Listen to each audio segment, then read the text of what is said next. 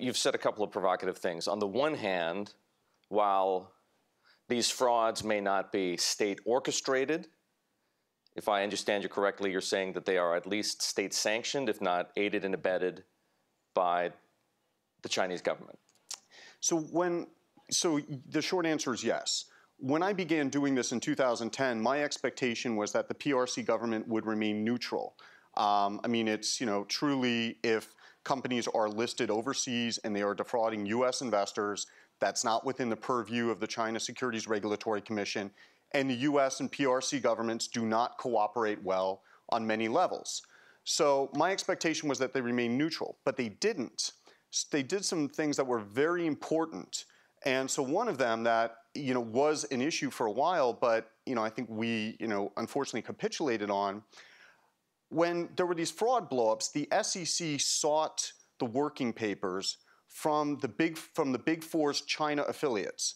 And all of a sudden, yes. So all of a sudden, China put out, got out into the zeitgeist that these audit papers for, again, purportedly private companies are covered by state secret laws. Therefore, any person in China who provided those audit papers to a U.S. government agency could be imprisoned for a long time.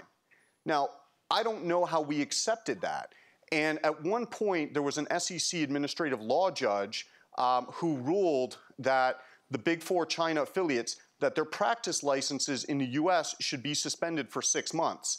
And this could have had pretty significant effects because depending on when that happened in various companies' audit calendar, you might have seen a whole host of China companies listed in the U.S. start to go through delisting proceedings.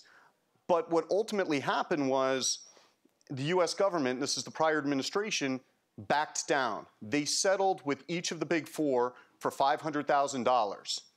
And I mean, that's equivalent to 1 year, one audit, medium-sized audit client fees. And so at the end of the day, when nobody really has done jail time in the U.S. for this, when the government over there is acting to protect the bad actors, I mean, what incentive system does that create? It's like Charlie Munger says, you show me the incentive, I'll show you the outcome. The second point that you made a few moments ago, which I want to turn back to for just a second, is this idea, and maybe not just a second, is this idea that this, I don't know, I'll use the term manipulation, you tell me what suits best, but let's say it's this Chinese manipulation of the U.S. capital market isn't so different and maybe part and parcel of the same strategy that the Chinese have utilized to do what we now accept to be fact, right? Obtain, by hook or by crook, and in some cases by theft, Western and largely American advanced technology.